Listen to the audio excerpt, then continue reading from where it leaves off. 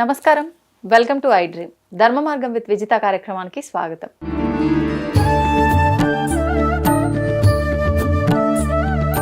ప్రస్తుతం మనతో పాటు ఉన్నారు ప్రముఖ ఆధ్యాత్మికవేత్త జేఎస్ శాస్త్రి గారు. ఇప్పుడు వారితో మాట్లాడి మరిన్ని విషయాలు తెలుసుకుందాం. నమస్తే అండి. నమస్కారం. మామూలుగా మనం ఈ మధ్య కాలంలో ఎక్కువగా వింటున్నాం వారాహి అమ్మవారికి సంబంధించి. ఒకప్పుడు ప్రతిదీ కూడా గుప్తంగా ఉండేది, వారాహి అమ్మవారి గురించి అయినా బగలాముఖి వీళ్ళందరికీ సంబంధించి.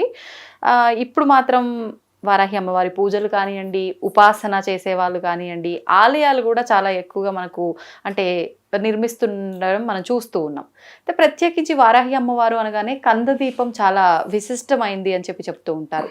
ఏంటి కందదీపం ప్రత్యేకత? ప్రత్యేకించి వారాహి అమ్మవారి దగ్గర చేయాల్సిన దీపారాధనేనా ఇది? దీనివల్ల కలిగే ఫలితాలు ఏంటి? శ్రీ గురుభ్యో నమః. శ్రీ మహాగణాధిపతయ నమః. శ్రీ మహాసరస్వత్యై నమః. హరి ఓం. శ్రీమాత్రే నమః. కామాక్షీదేవ్యై నమః. కందదీపం, దీపం అంటే మనకున్నటువంటి ఉన్నతిని, మనకు ఒక జ్ఞానాన్ని చూపించేటువంటి ఒక మార్గంగా చెప్పుకుంటాం. అందుకని దీపాన్ని వెలిగించి దేవుడి యొక్క ఆరాధన ప్రారంభం చేస్తాం. మరి ఇక్కడ రకరకాల దీపాలు ఉన్నాయి మనకి. ఈ కందదీపము, గుమ్మడికాయ దీపం అని, ఈ మధ్యకాలంలో కొబ్బరికాయలో దీపం అని, రకరకాలు. మరి పూర్వకాలంలో ఇవన్నీ ఉన్నాయా అండి? మరి ఇప్పుడు కాలంలో ఇవి మనం ఆచరిస్తున్నాము అని అంటే, పూర్వకాలంలో ముఖ్యంగా మీరు ఇందాకే అన్నారు, ఇది గుప్త నవరాత్రులు అని. అంటే కొన్ని రహస్యాల్లో చెప్పబడిన గుప్త నవరాత్రుల్లో ఉన్నాయి కాబట్టి ఇవి బహిర్గతం కాలేదు. ఇటువంటి దీపారాధనలు ఏవి కూడా బయటికి రాలేదు. అనేక రకాల దీపారాధనలు వచ్చాయి కానీ ఇవి రాలేదు. మళ్ళీ గ్రహాలకు సంబంధించినవి అయితే వచ్చాయి మళ్ళీ బయటికి.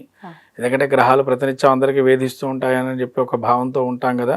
అందుకని వాటికి శాంతి మార్గాలకి ఎరుపు రంగు ఒత్తులు వేయండి, పసుపు రంగు ఒత్తులు వేయండి, రకరకాలు చెప్తుంటాం.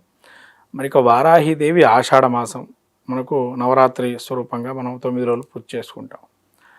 మరి ఇక్కడ కందదీపం అనేది ఉందా, అసలు కందమూలాలు అనేవి ఉన్నాయా అంటే, మీరు మహాభారతం తీసుకున్నట్లయితే కొన్ని అపహాస్యం చేసేవి, అంటే ఇంకొకరిని ఇబ్బంది పెట్టే ఇప్పుడు తిట్లుగా ఉండేవి అవి ఒకప్పుడు.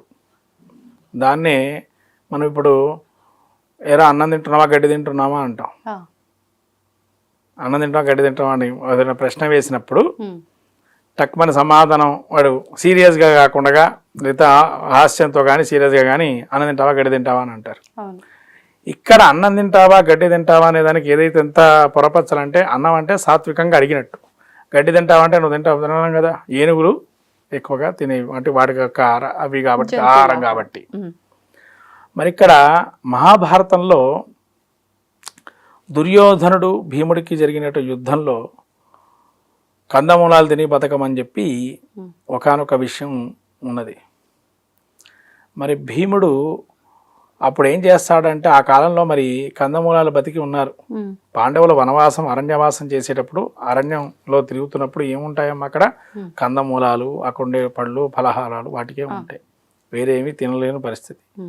అలా కందమూలాలు ఏంటంటే కఠోరమైన తపస్సు చేసేటప్పుడు, కఠోరంగా మనం ఏదైనా ఒక శక్తికి కానీ కామ్యం కానీ కోరికని కానీ చేసేటప్పుడు అలా కొన్ని నియమబద్ధంగా వాటిని తిని బతకడానికి అవకాశాలు ఉన్నాయి. అవి చెప్పారు, రహస్యంగా చెప్పారు. అంటే కొన్ని విషయాలు మనకు పురాణాల్లో ఉన్నాయి. బ్రహ్మాండ పురాణంలో ఒక నెలంతా ఒకటి తినమంటారు, ఓ సంవత్సరం అంతా తిని అలా ఉపవాసం ఉండమంటారు. అలా మనం ఉండడం అయ్యే పనులు కావు, సాధ్యం కావు. ఇప్పుడు గోమూత్రం దాగి గోమయం తిని ఓ రోజు సంవత్సరం ఉండమంటే ఎక్కడ ఉంటామండి? గోమూత్రము గోమయం అట్లా ఒక్కో సంవత్సరం అలా ఇచ్చారు. కొన్ని నియమాలు ఉన్నాయి, అన్నీ మనం పాటించలేము. మరి అలా పాటించినప్పుడు ఈ కందమూలాలు కూడా తినమన్నారు. అసలు మనం ఉపవాస దీక్షగా ఉంటాం, నవరాత్రులు దేవుడు ఏమీ తినకుండా పండ్లు, అమ్మవారికి పెట్టిన పండ్లు రాత్రి ఏది పెడతాం అదే అమ్మవారికి మనం తింటాం.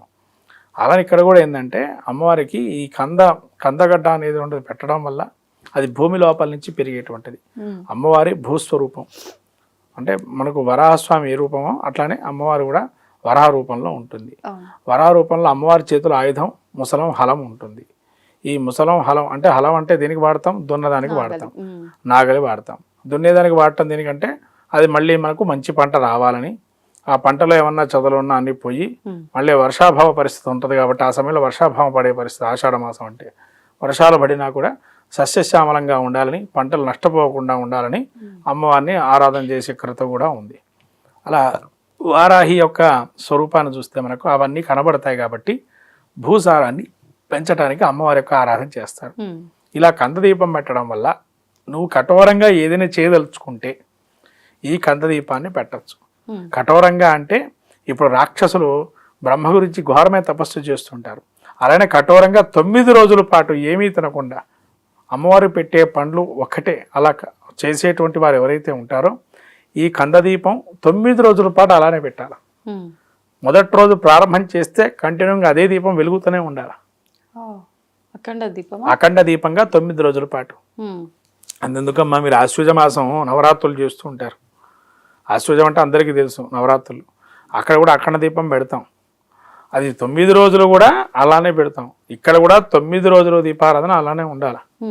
ఇలా కందదీపంలో పెట్టడం వల్ల ఏంటంటే మనకుండే ఏదైతే భూసారవంతమైన కోరికలు తీరటానికి కావచ్చు, కామ్యశక్తి మనకుంటే తెలిసి